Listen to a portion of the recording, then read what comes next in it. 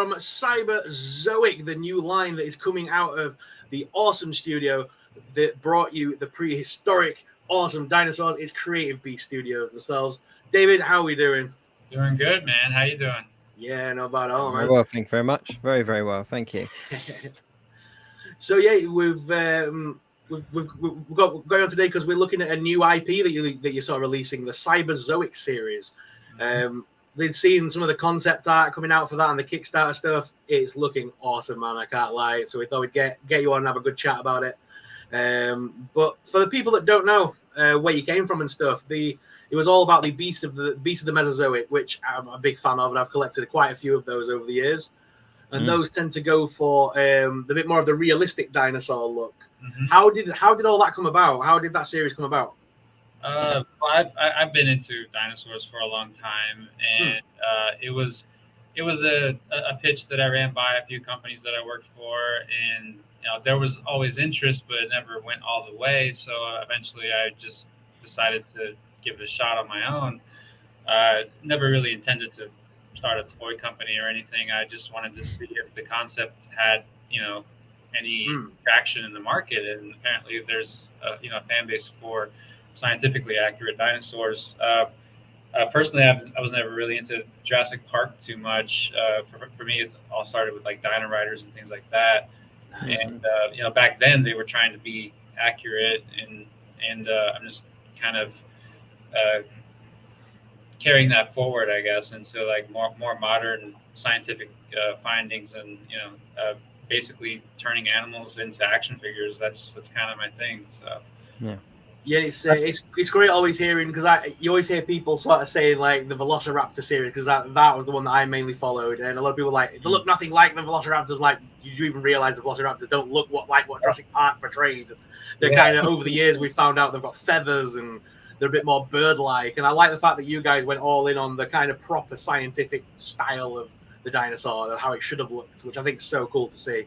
Yeah, that's where it all started, and that's actually where my interest in this started. Was when I was looking at dinosaur books as a kid, and like around the time that Jurassic Park was popular, and I was comparing the two. I was looking at the scientific illustrations of Velociraptor, and I'm thinking, this is really different.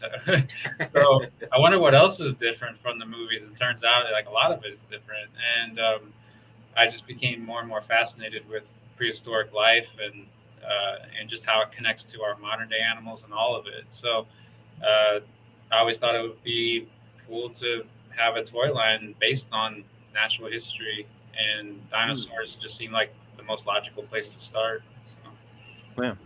It's definitely a huge gap in the market for collectors. That's the thing that stood out to me, was that, as an adult collector, I think is the term we like to use. But as adult collectors, when it comes to dinosaurs, your only real option for a semi-decent action figure of a dinosaur was the Jurassic Park line, to be fair, for a long time. And even then, they were still playable toys. They weren't collectible toys. So it's a huge gap in the market that I think a lot of people were really glad that somebody came along and filled, and to kind of make it scientifically accurate and give us that kind of, like, the Raptor series again for me was the one that stood out when I first came across you guys. That's just an added bonus that they are what they were supposed to be. And the interesting thing about trying to do scientifically accurate dinosaurs is that in some instances, while it's in production, you might have a new discovery, and it might end up looking different the following year. So, like, for example, if I had decided to do a Spinosaurus back in 2016, it would be completely wrong by 2018, and then be wrong again by 2020. So I'm glad I held off on that one. But but every once in a while we have something like that. Like for instance, they found that the Triceratops had scales on the frill, and when we did ours, there was the popular theory that it didn't. So eventually we'll come back and revisit that. So. Yeah, I mean, like, one of the things that I always like is when I got into the Velociraptor series, I started looking on your website and things like that, and sort of learning more. And then because you've got the toy, you kind of want to learn more about it, and that's where we found out about the Velociraptor's classic, hooked toe claw, which obviously in the movies was always portrayed as the slashing of the belly and all that good stuff. Whereas in realistic terms, it was used more to hold its prey down, I believe, and more to use of a grip hook rather than a weapon, so to speak. Right. Yeah, there's a lot of theories about it, but most of what we're familiar with is from the movies, and that is cool in its own way because it made dinosaurs so popular, with everybody. And for those that want to learn more, there's plenty of ways to learn more. So, but I think that's the great thing about your series, because it is that scientifically accurate. You kind of like doing these awesome collectible toys that, like, even my daughter and that has really enjoyed looking at, because it looks nothing like the dinosaur that she's so used to looking at. So, and then it's kind of like then going and finding out more. It's making her want to go read other books about dinosaurs, things, which is kind of cool. So it's a great little learning tool as well as a collectible toy, I think. Yeah, that's great. And one of the things that that I really enjoy about natural history is that when you get deep enough into it, you start noticing similarities to our own human species, and start looking into our own origins and how it lines up with other things that came before us, and the fact that we're part of this whole biological system that started so long ago, and we're connected to so many things. I think it's a very exciting thing. Yeah, that's very cool. And sorry, go on, mate. Oh, I was going to say, when it comes to the information that you get, is it all your own information, or have you got like a team of paleontologists and stuff that work with you? How do you make sure that things are so accurate? I work with several people that are in touch with paleontologists, and occasionally when I can, I do work with paleontologists directly.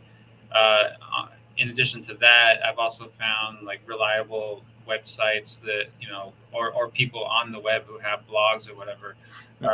Just through being part of that community, I've figured out where to research and like where to get the best information from. It's not going to be 100% accurate all the time, but it's going to be pretty close most of the time. Oh, amazing. That's very cool. And sort of moving forward, you guys are going for Cyberzoic, which is, I believe, your first IP, like your first major IP. Is that right? Yeah. And it's something that I've kind of been kicking around for the past 30 years or so. It's been sort of evolving on its own in the background, and it's such a big concept that I would have never been able to attempt it several years ago. I had to kind of build towards it with something simple like Beast of Mesozoic, which was just animals. And now with the profits from selling the Beast of Mesozoic figures, I'm able to fund the development of Cyberzoic. And it's a very big, ambitious project, and it has a lot of elements to it. And it's something I just wanted to put out there and see how people felt about it. I thought it had potential to be something, and we'll see where it goes. Yeah, I mean, I've got to say as well, like, huge congratulations, because if I'm correct, you've already absolutely smashed your goal, haven't you, in regards to the Kickstarter campaign, which is phenomenally awesome to see for a toy company to kind of just smash it out the water the way that you have, with still quite a long time to go, realistically. Yeah, it's only been 1 week so far. 1 week today since it launched. Yeah. Wow. That's phenomenal. So, I mean, congratulations. I've got to say, you did touch on Dino Riders, and I've got to pull back to that because that was one of my shows as a kid. Like, it came out in, what was it, late 80s, 80, 89, 88, something along those lines. 87, like 88 is when it was most popular. And it was one of those shows that, back in the day, they loved kind of putting the television shows out to promote the toy lines, didn't they? And vice versa and stuff. So, but for me, I remember I had so many of them, and it was just such a cool concept as a kid, as I'm sure you'll agree, that you had this dinosaur that in itself is just cool, and then all these bits that just attached and made it even cooler. And so to see that in kind of modern form was just brilliant. But then also not just a straight release of Dino Riders, because there's limitations with that, of course. So to see something new and to see something kind of fresh with that kind of thought process was phenomenal. So it does look really, really cool. And I think you've hit it all like spot on. and the fact that you add in dragons as well just makes it that cool. It's like here's a really cool idea. We're going to take a really cool, you know what, we're going to make it even cooler and just throw dragons in there as well. It's very cool indeed. Yeah, it all just kind of came together organically. You know, I've been wanting to do dragons for a while. I worked on a lot of the dragons at McFarlane Toys back in the day, and always wanted them to have more articulation, always wanted them to be bigger, and I thought that would be a cool thing to do now. And plus, I like I was saying, I've been a fan of Dino Riders for a long time, and this is sort of a spiritual successor in a way in my mind. So just kind of take that element, have the dragons in there, and then also, I mean, obviously, I'm a big Transformers fan, so we have like some transforming elements going on, and there's actually a story to it as well. So just kind of having fun playing in that world and connecting everything. Yeah, when I was on the Kickstarter page, I really liked the concept of the story of, going back in time, you've gone forward. You're on an alien planet. We've resurrected the dinosaurs to combat these alien dragon species. That's a really cool concept because you're able to keep the natural history element of your dinosaurs, which has always been your primary kind of thing, but then you're able to throw in that scientific alien species of dragons that it doesn't really matter how they look. I'm guessing you got to kind of have a bit of creative around the dragon stuff, which is cool. And plus, obviously, who doesn't want to see dragons versus dinosaurs? Come on, that's going to be amazing. Yeah, it's hard to argue with that. And then we also have the elements of the artificial intelligent robots. Yeah. That we basically created to combat the dragons, and now they've become our own threat. So, there's a lot of angles to it, and a lot of setup for future stories and things like that. So, I'm very excited about it. My team is very excited about it, and it's cool that we have a platform that we can show it off to everybody and see what they think. With it being like your own IP, is there kind of plans to continue it, to kind of build on that universe, or are you going to be then going on to something different? No. We have at least 3 parts planned as far as the Kickstarters go. We already have stuff pretty much ready for the second one. We were going to try to fit some more stuff into this Kickstarter, but we just felt like it was too much. And this one is pretty packed as it is. So one thing we want to be careful about something this big is not to overcommit. So we took a few things out toward the end, and we kind of streamlined as best we could while still kind of maintaining the sense of a full world scope. And I think we landed in a pretty good place. There's still a bunch of stretch goals that I haven't shown yet as far as the Kickstarter goes. I'm kind of like revealing those as we open up other stretch goals, and I'll be showing off another one pretty soon. So yeah, there's definitely a lot to come. And correct me if I'm wrong, but the way that you've formatted the Kickstarter is that people can back different parts of it in like different different creatures and stuff, can't they? Or they can go for the whole thing, or they can kind of pick and choose which bits they want to do.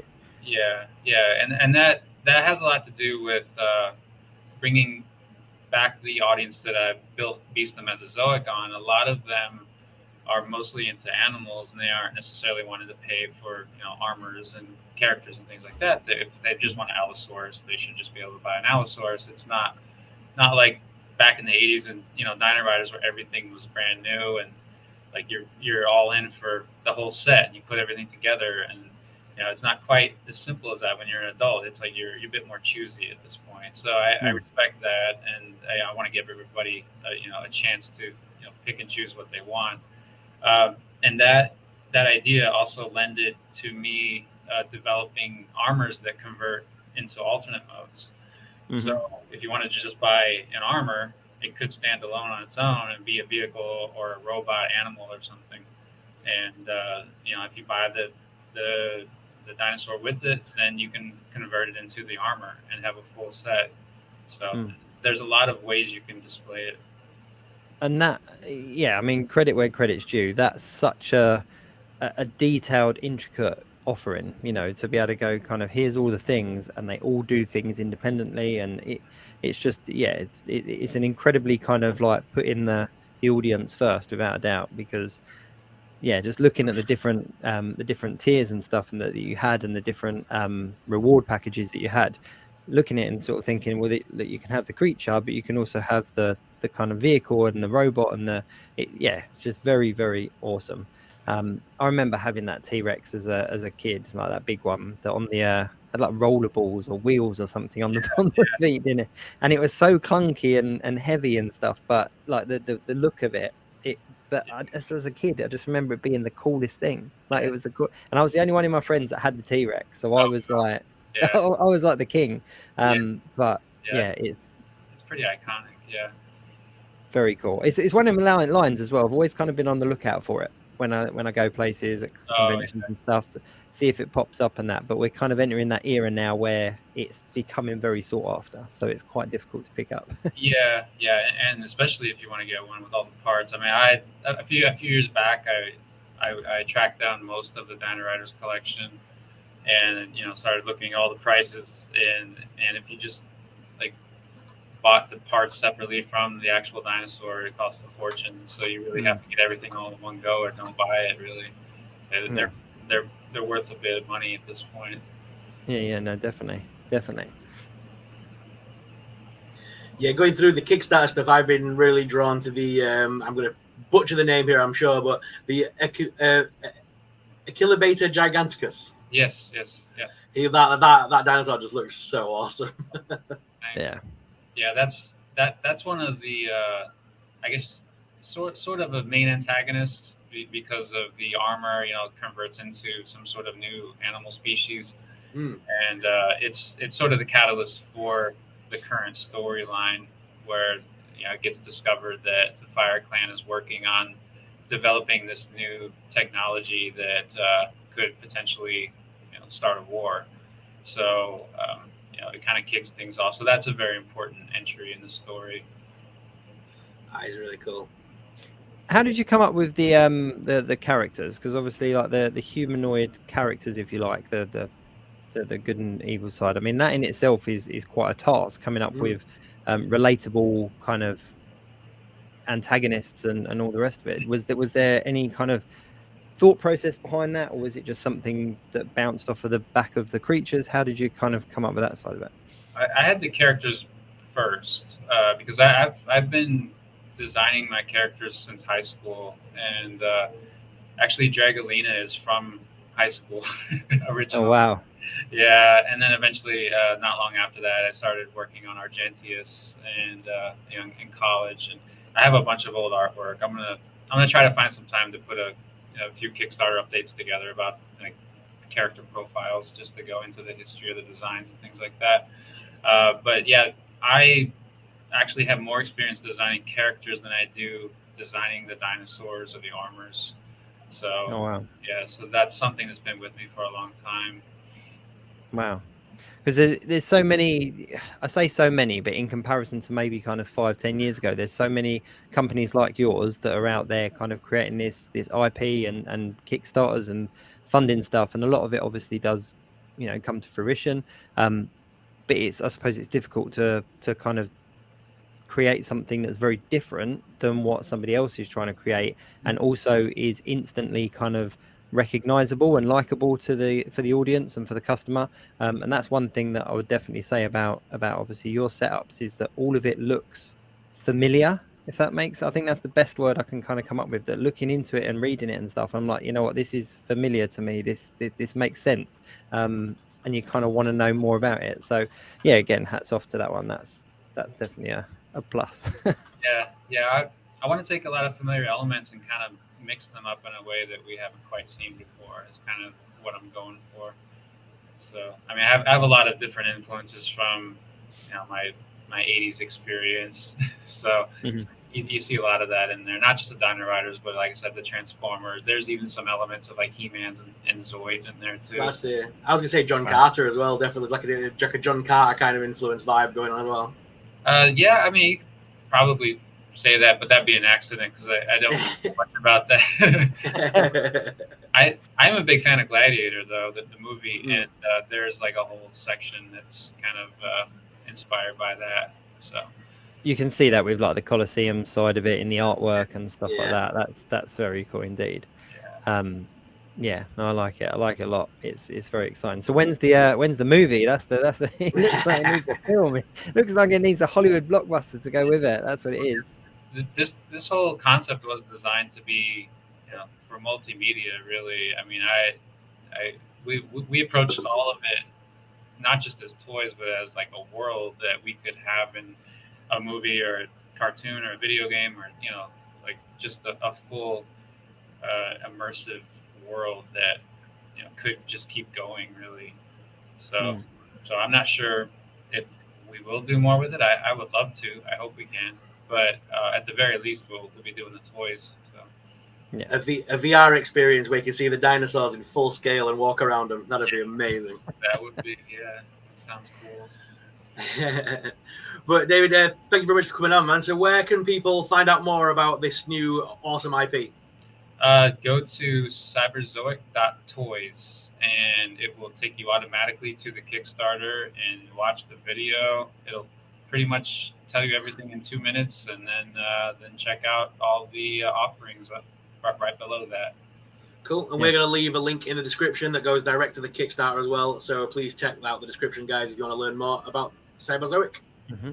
I've got to say as well, your Instagram page is a good source of knowledge as well. That's where I first came across you. Lots on there as well. I've got to ask as well, because I tend to ask with a lot of the guests, the name. Where did the name come from? I actually it just kind of popped in my head one night, and like the next day, I contacted my trademark lawyer and said, "Hey, let's put this through." And this was like 4 or 5 years ago, and because I would hate if I just sat on it for a while and it ended up not being available anymore. So for some reason, I just thought it was a cool sounding name. It's easy to say, it's easy to remember, and it really ended up playing into the story, because you think of like the different Zoics are ages throughout history, sort of based on the life forms on the planet, and this story kicks off with the beginning of this new artificial life form, which are basically robots. So it kind of lends itself to the Cyberzoic age, and it just all kind of fit together very naturally. Fantastic. That is very cool. It's always interesting to hear where people's like the names came from and all that kind of stuff. But as I said earlier on as well, I mean, obviously you've reached your goal, haven't you? You've kind of smashed that with the amount of backers in that 1 week. So I can't wait to see where it goes for the rest of the campaign. I think it's got about 23-24 days left on it, something like that, from time we recorded. Yeah, right. 3 weeks or so. Yeah. Brilliant. No, thank you ever so much, David. Yeah. Thanks for having me. Appreciate it.